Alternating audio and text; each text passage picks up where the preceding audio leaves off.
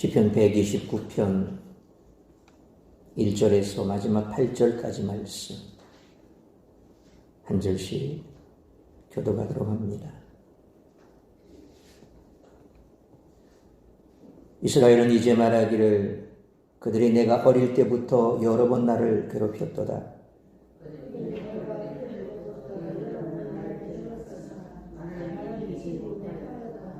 밭가는 자들이 내 등을 갈아 그 고랑을 길게 지었도다.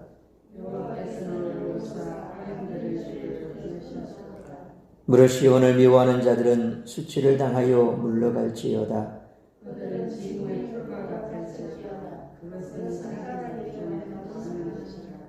이런 것은 베는 자의 손과 묶는 자의 품에 차지 아니하나니 지나가는 자들도 여호와의 복이 너희에게 있을지어다 하거나 우리가 여호와의 이름으로 너희에게 축복한다 하지 아니하느니라. 아멘. 기도하겠습니다. 거룩하신 하나님 감사합니다. 오늘도 하루 온종일 우리의 삶의 터전에서 우리가 주에 동행하며 주께서 베푸시는 은혜 가운데 하루 일과를 잘 마치고 정한 시간 주님 앞에 나와 예배케 하시니 감사합니다. 이 시간에도 주 앞에 예배하며 말씀 듣고 기도할 때에 우리가 주의 뜻을 분별하고 주님께서 우리를 통하여 이루고자 하는 뜻을 우리가 다시 한번 가슴 깊이 새기며 주의 말씀대로 지켜 준행하는 삶을 살아갈 수 있도록 은혜 베풀어 주옵소서. 말씀 가운데 역사하시고 우리에게 들을 길 허락하시며 마음의 문을 활짝 열어주시고 허탄한 곳에 마음 빼앗기지 아니하도록 붙드시고 하루 온종일 지친 육신 우리 주님께서 말끔하게 회복시켜 주시어서 말씀에 집중할 수 있도록 역사하여 주옵소서. 원수마귀 틈 못하도록 은혜 베풀어 주옵소서. 이 모든 말씀 우리 주 예수 그리스도의 이름으로 기도하옵나이다. 아멘. 오늘 본 시편 129편에는 평화를 바라는 이들, 성전을 향해 순례의 가는 이들의 맞선 적대 세력이 구체적으로 언급이 됩니다. 그래서 두 가지로 해석이 가능합니다.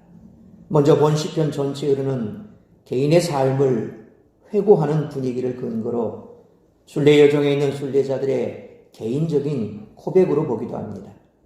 또 하나는 본 시편을 바벨론 포로지에서 돌아온 이들이 그간 이스라엘을 침공했던 나라들을 돌이켜보며 노래한 것으로 보기도 합니다. 어떤 해석도 다 문제없이 가능합니다. 그래서 개인사적인 관점과 민족사적인 관점, 오늘 이 두 관점을 모두 살펴보도록 하겠습니다. 1절로 2절은 시편에서 어렵지 않게 볼 수 있는 신앙의 원칙을 말해줍니다. 곧 악인들이 순례자를 늘 괴롭혔지만 결코 이길 수 없다는 선언입니다. 그런데 3절로 4절에서는 이제 현실로 돌아옵니다. 눈에 보이는 듯 생생하게 묘사하는 현실의 고난과 여호와 하나님이 보여주신 구원의 경험을 고백합니다. 5절로 8절에서 순례자는 순례 여정에서 보았을 소재들을 사용해 악한 사람들이 마지막으로 겪게 될 일들을 그림처럼 그립니다. 8절 하반절은 악한 사람들과 대조되는 그림으로 순례자들이 서로에게 축복하는 것으로 끝을 맺습니다. 시편 129편에서 기도자는 자신이 사회에 발을 내딛는 그 순간부터 고난의 연속임을 느꼈다고 고백합니다. 그런데도 기도자는 지금 여기서 하나님을 향해 기도하며 순례하는 여정에 있습니다. 그러니 괴롭힘이 그를 이기지 못한 셈이 되겠죠. 본문에서 기도자는 어떻게 이런 확신에 이를 수 있었을까요? 사실 이런 확신은 어느 한순간 주어지는 것이 아닙니다. 여러 차례 하나님의 임재를 향한 순례 여정에서 매 순간 민감한 눈으로 그분의 임재를 확인한 결과에서 나오는 확신이죠. 그래서 지금 다시 떠나는 순례 여정이 중요하다는 것입니다. 우리 역시도 믿음의 걸음을 한 걸음 한 걸음 옮겨가는 과정 속에서 예상치 못한 여러 가지 많은 문제들을 만납니다. 때로는 그 문제 때문에 넘어질 때도 있습니다. 넘어져서 일어나야 되는데 일어나기가 싫습니다. 안 일어날 힘도 없습니다. 지쳐 더 이상 아무것도 할 힘도 없습니다. 그러나 다시 한번 하나님께서 베푸신 은혜를 생각해 본다면 꾸역꾸역 힘을 내서 다시 일어서서 뚜벅뚜벅 우리가 가야 할 그 믿음의 여정을 걸어가는 것과 같습니다. 또 나아가 인생을 곧 순례 여정으로 삼아 매 순간 여호와의 임재를 경험하려고 우리 또한 노력해야 합니다. 그 임재의 경험이란 우리가 앞선 시편에서 노래했듯이 평화 곧 샬롬의 경험입니다. 하나님께서는 모든 것을 제자리에 돌려놓는 분이십니다. 그런 여호와의 눈으로 또 몸으로 마음으로 경험하는 것이 곧 평화의 경험입니다. 그런데 제자리는 사람들이 원하는 자리가 아니라 여호와께서 원하시는 자리지요. 그래서 그 자리에 가 있더라도 불편할 수가 있습니다. 왜요? 내가 원하는 자리 같으면 변할 수 있을지 모릅니다. 그 결과가 어떻게 됐든 앞으로 어떤 결과가 나오든 내가 지금 원하는 그곳에 있으면 그 순간만큼은 마음 편합니다. 그런데 내가 원하는 자리가 아닐 경우 하나님이 원하시는 자리에 내가 있다고 할지라도 그것이 나의 마음과 다르다면 우리는 많이 불편합니다. 그것을 우리가 이겨낼 수 있어야 되죠. 그러려면 믿음의 눈을 가져야 됩니다. 사실 악인들을 저주하고 그들의 멸망을 기도하는 것이 순례자의 제자리 곧 샬롬이 아니라 악인들의 제자리를 여호와께서 되돌려 주실 것이라는 믿음으로 내맡기는 것이 바로 순례자가 경험해야 될 샬롬이라는 것입니다. 결국 하나님께서 판단하신다는 겁니다. 내가 정죄하고 내가 그 결과에 대해서 뭔가 기도해서 어떤 결과를 얻어내서 그가 징계를 당하는 것이 아니라 우리는 그저 하나님께서 주시는 대로 긍휼한 마음만 가지면 되는데 사실 그게 쉽지가 않죠. 그래서 불편한 겁니다. 그렇게 돼야 되는데 그렇게 되지 않으니 마음이 불편합니다. 그러나 그런 마음조차라도 하나님께 내어 맡겨야죠. 원리를 알면 사실은 그 원리대로 가면 되는데 때로는 원리를 알지만 그 원리가 우리를 사로잡지 못하기 때문에 소위 말하면 성령이 우리를 사로잡지 못하기 때문에 많이 불편합니다. 그러나 신앙이라고 하는 것은 그런 불편함들을 한 번, 두 번 겪고 일어서고 견뎌야 됩니다. 마치 우리 손끝에 굳은 살이 박히는 것처럼. 제가 국가에서 나오는 뭔가가 있어서 그걸로 기타 학원을 한 달 다녔습니다. 기타 선생님은 기타 좀 쳐보셨어요. 그래서 그냥 대학 다닐 때, 중고등학교 때 교회 다니면서 선배들 그때 통기타 많이 치고 그랬으니까 옆에서 그냥 이래이래 짚고 친 게 답니다. 그러고 나서 이제 레슨을 시작을 하는데 한 초반에 이제 이렇게 기본 코드를 잡으니까 막 이렇게 치니까 잘 치시네요 그러시더라고. 옛날에 그럼 다 쳐본 거니까. 근데 중요한 건 그렇게 해서 몇 분 잡으니까 손끝이 아파서 더 이상 잡지 못하겠더라고요. 하고는 싶은데 할 수가 없어요. 아려서. 근데 한 번 가고 두 번 가고 또 그게 목양실 와서 이게 뚱땅뚱땅 할 시간은 없으니까 그래도 와서 또 한 번씩 잡아보고 그렇게 해서 몇 번 하다 보니까 조금씩 손끝에 굳은 살이 박혔어요. 그러니까 그 다음에 또 학원 가서 잡으니까 조금 편해요. 물론 또 그렇게 치다 보니까 한 45분, 50분 수업을 하는데 한 20분, 30분 지나니까 또 손끝이 아려요. 그러니까 막 하다가 막 그냥 잡다가 잘못 잡고 막 삑소리가 나고 막 난리가 아닙니다. 요즘 제 손끝을 보면 제법 딱딱하게 굳은 살이 박혀 있습니다. 우리의 신앙도 마찬가지입니다. 우리는 완벽하지 않거든요. 원리는 알아요. 그래야 된다는 건 압니다. 그런데 내 마음대로 되지 않습니다. 그러니까 마음이 불편합니다.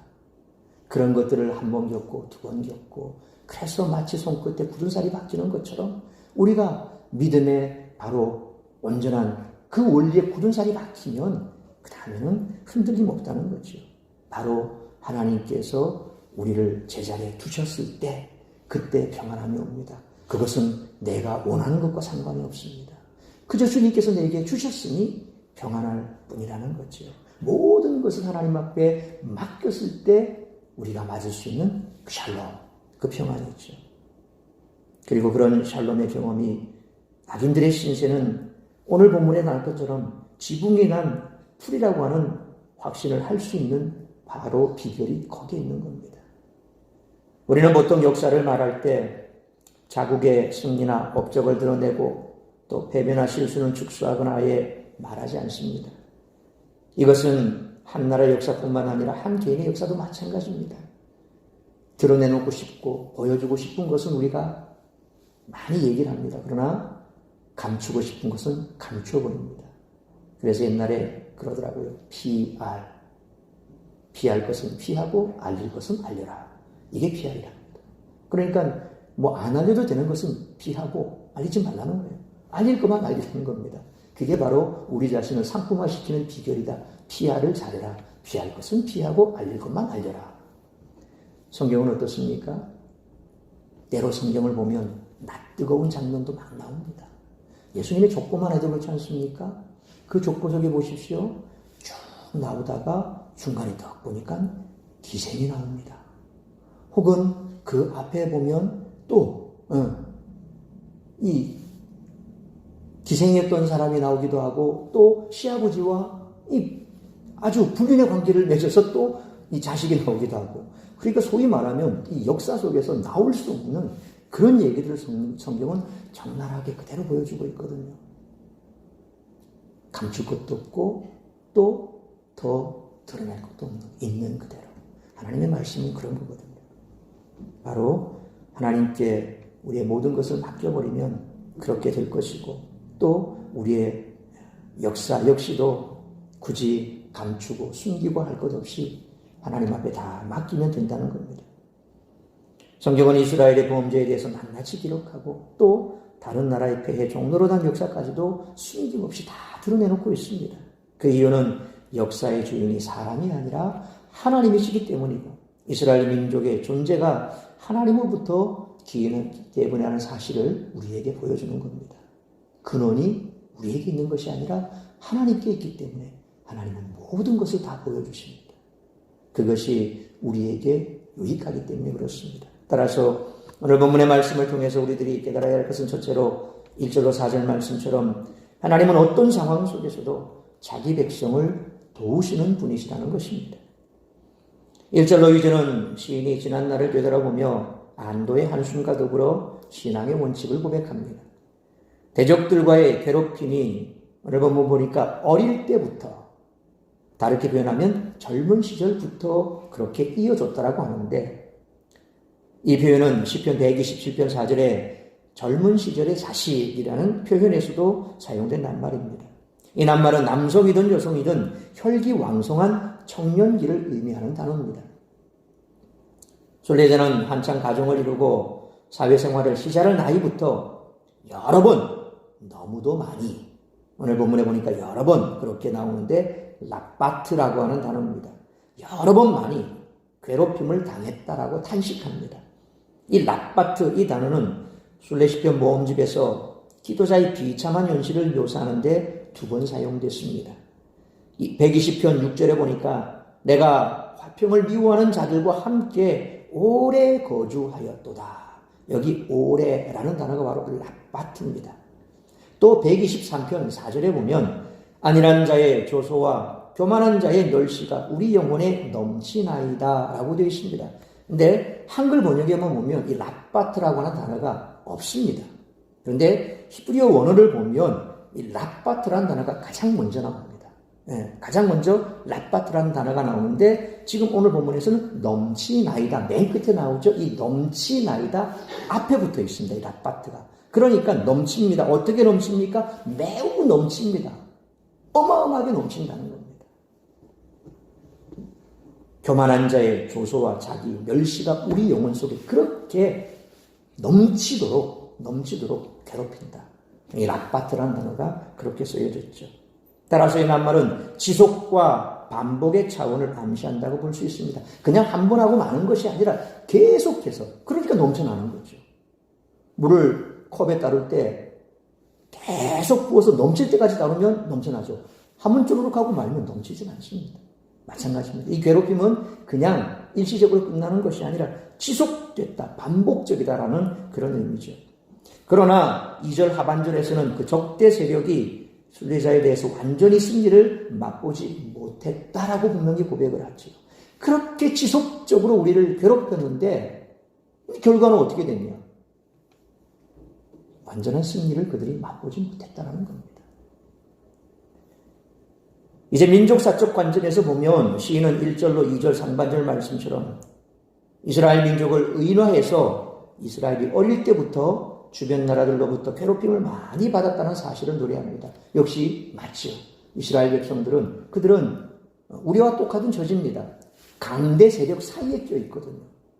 참 재미있는 것은 하나님께서 그 가나안 땅을 주시면서 젖과 꿀이 흐르는 땅이다. 물론 젖과 꿀이 흐르는 땅이라는 사실을 그들도 확인했습니다. 왜? 그들이 가지고 왔던 포도송이를 어깨에 메고 왔다 그랬거든요. 그만큼 이게 현실이 맞는 거예요. 포도송이가 얼마나 큰지 어깨로 메고 왔다. 그러니까 포도 한 알이 아니라 한 송이를 얼마나 큰지 메고 왔다. 그게 가능하거든요. 그런 걸 보면 분명히 그 땅은 젖과 꿀이 흐르는 땅이 맞아요. 그런데 지정학적으로 보면 그렇지 않습니다. 메소포타미아 문명, 이 문명과 이 양대 큰 문명들 사이에 지금 이스라엘 땅을 보면 그 사이 껴 있거든요. 그러니까 위에서 내려오면 밑에서 올라가고 위에서 내려오고 그러려면 올라가려면 이 땅을 밟고 올라가야 되고 위에서 내려오려면 밟고 내려가야 되고 우리하고 똑같습니다.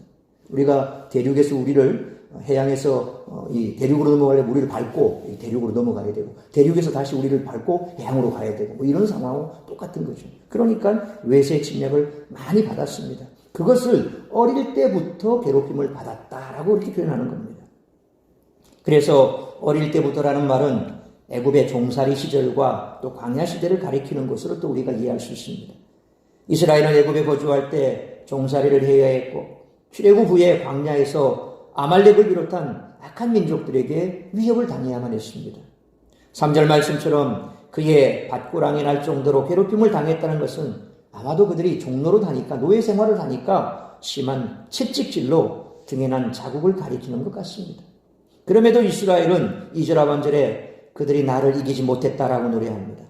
그 이유가 4절 말씀처럼 여호와 하나님이 의로우셔서 악인들의 줄을 끊으셨기 때문이라 그렇게 말합니다. 여기서 줄은 가축을 묶어 쟁기를 끌되 쓰는 그 노끈이나 혹은 밧줄, 채찍을 의미합니다.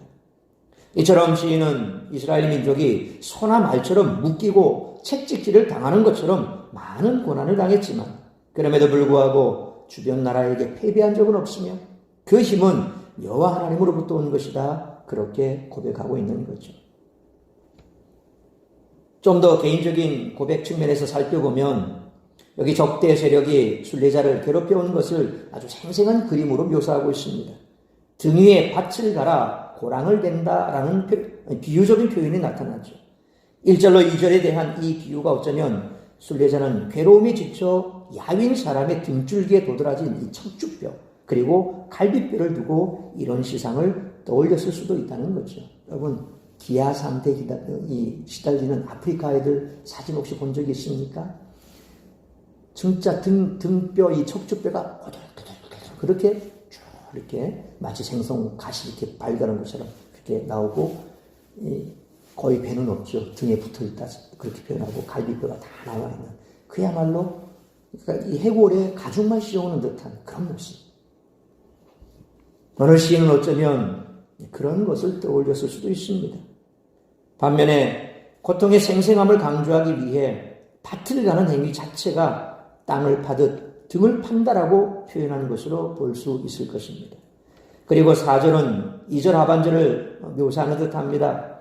여호와는 의로우사라는 표현에서 순례자를 괴롭혀온 적대 세력의 정체를 우리는 짐작할 수 있습니다.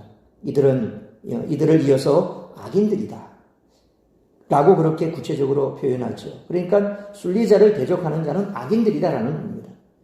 여호와께서 이들의 밧줄을 끊으셨다라는 표현도 사실은 밭가는 행위와 연관이 있는 그런 심상입니다. 밭을 갈기 위해서는 쟁기와 소를 이어주는 밧줄이 필수적인데 그것을 여호와께서 끊으셨다는 말로 해석할 수가 있습니다. 이 심상은 시편 124편 6절로 7절을 보니까 우리를 내주어 그들의 이에 씹히지 아니하게 하신 여호와를 찬송할지로다. 우리의 영혼이 사냥꾼의 올무에서 벗어난 새같이 되었나니 올무가 끊어짐으로 우리가 벗어났도다. 라는 말씀에서 순례자가 새덧이 부서지는 장면에서 이미 깨달았던 것을 오늘 이와 같이 악인들이 끊어졌다. 그 줄이 끊어졌다. 라는 표현으로 오늘 본문에서는 나타내고 있는 것입니다. 악인들이 이기지 못한 근본 이유가 순례자 자신에게 있는 것이 아니라 여호와의 도우심에 있었다는 사실을 고백하고 있는 것이요. 내가 끊은 것이 아니라 여호와께서 끊으셨다는 겁니다. 고통과 괴로움은 스스로 끊어하나 봐야 벗어날 수 없는 덫이 되고 마음속 깊이 바꾸랑 같은 상처를 내는 쟁기가 될 뿐입니다. 그래서 고통과 괴로움은 우리가 자꾸 드러내야 됩니다. 누구 앞에요? 하나님 앞에. 끌어안고 있으면 못 견딥니다. 정말 화병이라는 게 그런 것 아닙니까? 어디 누구에게 말을 못하니까, 쏟아내지 못하니까. 조선시대 옛날 여인들이 화병, 우라병 생겼다, 화병 생겼다 뭐 하는 그런 얘기들, 또 아주 미운 시어미 밑에서 시집살이 하는 그 며느리 화병 생겼다 뭐 이런 말들, 요즘에는 그런 표현을 쓰지도 않습니다만 어쨌든 옛날에는 그런 일이 있었던 것처럼 내 속에 가두어두면 어떻습니까? 바로 속에서 골마버리는 것. 우리의 상처, 괴로움도 우리가 끌어안으면 안 됩니다. 그것이 계속해서 오래 두면 벗어날 수 없는 덫이 되어버리기도 하고 우리에게 더 큰 상처를 냅니다. 여기서 시인은 다시금 하나님과 새롭게 관계를 설정합니다. 피조물인 자신은 오로지 창조주 하나님께 맡겨야 비로소 자유와 평화를 맛본다는 것을 깨달은 거죠. 그렇습니다. 하나님을 섬기는 백성이라고 해서 고난을 당하지 않는 것은 아닙니다. 그러나 하나님의 백성은 아무리 어려운 일을 당해도 그 앞에 무릎 꿇지 않을 수가 있습니다. 하나님이 힘을 주시기 때문에 그렇습니다. 그러므로 지금 우리가 당하는 어려움들을 결국 하나님이 해결해 주심을 믿고 인내하는, 그리고 하나님 앞에 다 쏟아내놓을 수 있는 우리 모두가 되시기를 축원합니다. 두 번째로 5절로 8절 말씀처럼 하나님의 복을 누리지 못하는 악인들의 운명이 어떠한지를 잘 알아야 한다는 것입니다. 이스라엘은 메소포타미아 문명과 이집트 문명이 만나는 그 경계선에 위치해 있었습니다. 그러니까 밑으로는 이집트, 위로는 메소포타미아, 이 양대 큰 문명 사이에 이스라엘이 끼어 있다는 거죠. 그러나 시인은 5절 말씀처럼 아무리 강한 나라여도 시온 곧 예루살렘의 대적들은 수치를 당하여 물러갈 것이라고 노래를 하고 있습니다. 시인은 6절 말씀처럼 그들이 지붕의 풀과 같아서 금방 말라버린다라고 조롱합니다. 그마저도 7절 말씀처럼 베는 자와 묶는 자, 곧 곡식을 추수하는 농부들이 관심조차 두지 않을 쓸모없는 잡초나 다름없다는 것입니다. 사실 이스라엘을 압제했던 나라들은 찬란한 문화, 거대한 문명을 일으킨 그런 나라들이죠. 세계 문명의 발상지 이집트, 또 메소포타미아, 아시리아, 바빌로니아, 그들에 대해 아무도 관심을 갖지 않을 지붕 위의 잡초와 같은 존재라고 노래하는 것은 굉장한 아이러니가 아닐 수 없습니다. 왜요? 그들은 대단한 문명을 나타냈지만 이스라엘은 무슨 드러내는 만한 문명의 유적지가 뭐가 있습니까? 없단 말이에요.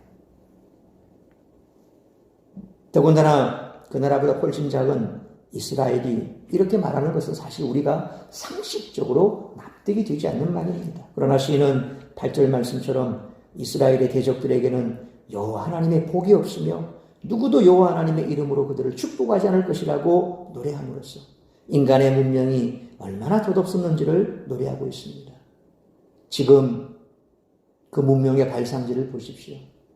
그냥 유적지밖에 없습니다. 그러나 지금도 이스라엘은 하나님을 섬기고 있지. 뿐만 아니라 예수 그리스도를 통해서 예수님이 태어났던 그 유대 베들레헴, 그리고 그 유대 땅이 전 세계의 많은 사람들이 그곳을 찾아가지 않습니까? 모든 믿는 사람은 가보고 싶어하는 그 성경의 땅. 메소포타미아 문명이 어쩌고, 이집트 문명이 어쩌고 저쩌고, 바벨론 문명이 어쩌고 저쩌고, 박물관은 가보고 싶은 사람만 가는 거지, 그렇지 않으면 안 가는 거죠. 그러나 믿음의 땅은 믿는 사람은 다 가고 싶어하는 그런 땅이 되었다라는 거죠. 결국 그들이 말하는 것과 똑같습니다. 문명은, 인간이 만든 문명은 흩없다는 것입니다. 하나님께 인정받지 못하는 문명, 하나님의 복을 누리지 못하는 사회는 아무리 부유하고 화려해도 결국 망할 운명에 불과하다는 것입니다. 이제 개인적인 고백 측면에서 본다면 5절 말씀은 적대 세력, 곧 악인들을 시온을 미워하는 모든 이다, 그렇게 규정을 하고 있습니다. 앞에는 그저 악인이라고 표현되어 있고 이제 좀 더 구체적으로 시온을 미워하는 모든 이다, 그렇게 되어 있습니다. 이 문구가 구약 성경에서 여기밖에 나오지 않기 때문에 이 시온을 미워하는 이가 과연 누굴지 알기가 어렵지만 여호와의 임재를 경험하려는 순례자들과 반대되는 세력이면 분명합니다. 5절은 그런 사람들이 에보슈, 수치를 당해라고 표현합니다. 그래서 수치를 당해 물러갈 것이다, 그렇게 말합니다. 이는 2절 하반절에 나를 이기지 못하였도다 라는 말씀과 또 4절에 악인들의 줄을 끊으셨도다 라는 이 표현을 다르게 표현했을 때 수치를 당한다 라고 그렇게 표현했다는 겁니다. 그에 비해서 6절로 8절 상반절 말씀은 상징과 비유입니다. 5절의 사실적 표현과 또 이 부분을 흥미롭게도 유머로 연결시켜 주는데 5절에 아까 수치를 당하여 라고 한 말이 히브리 말로 예보시라고 하는데 6절에는 마르는 것이다, 야베시라고 되어 있습니다. 야베시. 히브리어는 이 발음이 이게 비슷하죠. 예. 그러니까 이제 언어의 유희라고 하는 겁니다. 이 히브리어를 보면 그런 게 참 많아요. 그러니까 뭔가를 이렇게 비유한다거나 어떤 뭘 이렇게 빗대서 아주 얘기를 할 때, 비꼬아서 표현할 때 보면 비슷한 단어, 그러니까 뜻은 완전히 달라요. 뜻은 완전히 다른데 그런데 의미 비슷해요. 그런 단어들을 몇 개씩 나열해서 뭐 이렇게 표현하는 것. 우리도 요즘 보면 광고 카피 같은 거 보면 우리 말로 이런 뜻인데 이 뜻을 또 이렇게 발음을 해서 그렇게 다르게 또 표현하는 뭐 이런 어떤 광고 카피들이 많이 있죠. 그런 것과 비슷한 유머를 사용해서 말씀하고 있습니다. 그러니까 수치를 당한다, 마른다. 뭐가 마른다는 겁니까? 지붕 위에 풀이 마르는 것 같이 그들이 수치를 당한다. 자, 지붕 위에 풀이 마른다. 이게 뭘까? 사실 이 지붕 위에 풀이라고 하는 것은 햇볕에 말라버려서 뽑으러 가는 사람이 별로 손댈 것 없을 만큼 형편없어진 상태, 그런 상태를 말하는 거죠. 그러니까 풀이 있어서 이제 풀 좀 뽑으러 가보니까 이놈의 거 이건 풀도 풀이 아니야. 그냥 다 말라 비뚤어져 있는 거. 뽑기가 민망할 같은 그런 풀이 되어버렸다. 그러니까 수치를 당한다, 마르다, 예보슈, 야베슈 이렇게 표현하고 있는 거죠. 옛날 이스라엘 집은 지붕이 평평해서 농작물을 말리거나 또 휴식을 취하거나 앉아서 얘기를 나눌 수 있었고 심지어는 그곳에서 잠을 잘 수도 있었습니다. 초막절이면 초막을 지붕 위에 세울 수 있었고 제단을 세울 수도 있었습니다. 갈대나 나뭇가지를 깔고 흙을 바른 형태여서 풀이 곧잘 자라기도 합니다. 자, 우리가 예수님 당시의 시대를 한번 잠깐 들여다보세요. 예수님께서 계실 때에 지붕을 뜯고 중풍병자를 내려 달았죠. 우리가 생각해 보면 콘크리트를 어떻게 이렇게 뚫고 나겠습니까? 그러니까 그 지붕이라는 것이 우리가 생각하는 콘크리트가 아니라는 거예요. 나무를 먼저 굵은 나무를 이렇게 얼개설개 놓고 그 위에다가 이 풀, 뭐 이런 볕단 같은 거 깔고 그다음 흙 같은 걸 이렇게 덮고 그렇게 해서 이렇게 만든 지붕. 그러니까 뜯어낼 수 있는 지붕이에요. 그러니까 남의 집에 지붕까지 뜯어서 중풍병자를 예수님 앞에 달아내렸다라는 거예요. 그러니까 예수님이 놀라시는 거죠. 자, 지금 유대인들이 살고 있는 지붕은 바로 그런 지붕입니다. 평평합니다. 평평하니까 사람들이 거기에 올라간 거예요. 평평합니다. 그리고 거기에 나뭇가지 혹은 흙 같은 것을 뿌려놨기 때문에 비가 오고 그러면 거기에서 뭐가 자랍니까?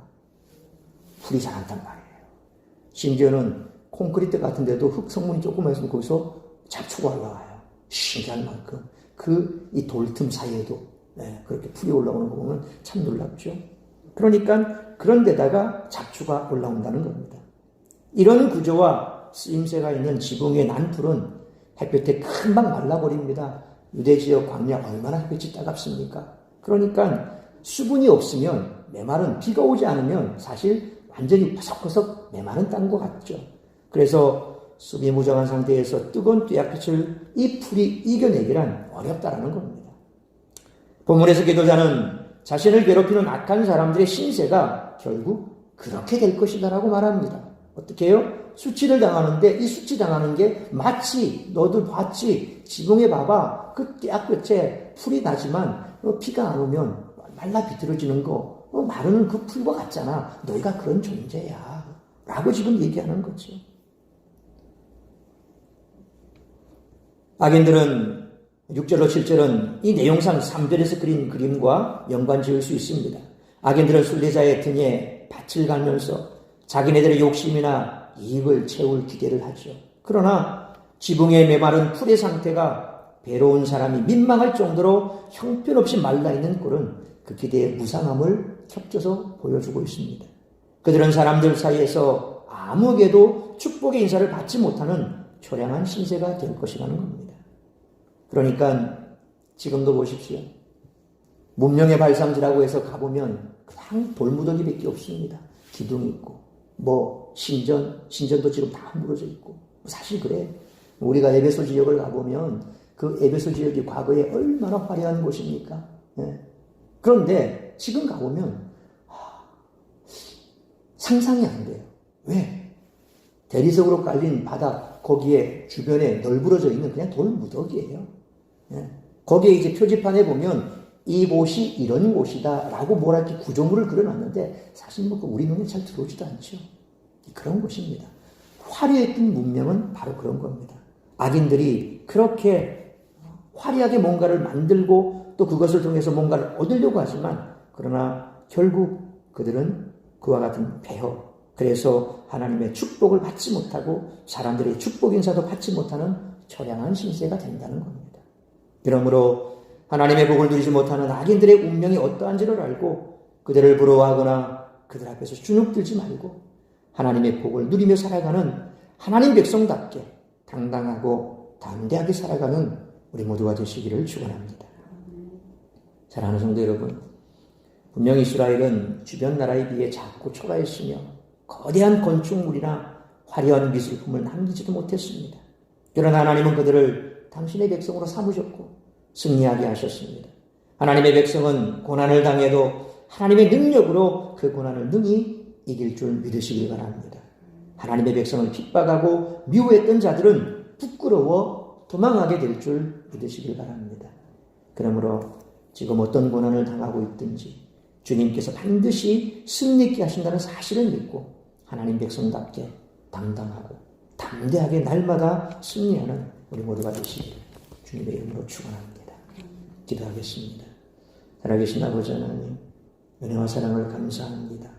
오늘도 우리에게 주신 말씀 우리가 가슴 깊이 새기며 이 땅을 살아가는 날 동안 우리는 많은 고난을 당할 것입니다. 특별히 복음으로 인해서 당하는 고난이면 우리가 더욱더 마음이 무겁습니다.